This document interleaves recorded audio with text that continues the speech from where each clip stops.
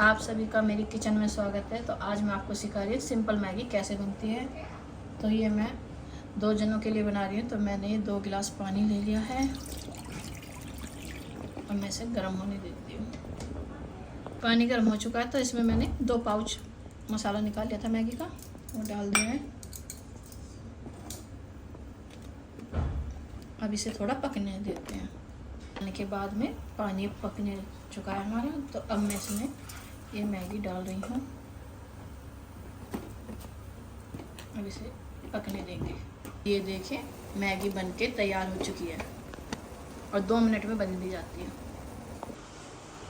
Simple Maggi बनके तैयार हो चुकी है। तो मेरी वीडियो को लाइक और सब्सक्राइब जरूर करें और ऐसी ही नई नई वीडियो लाने के लिए मुझे सपोर्ट करें।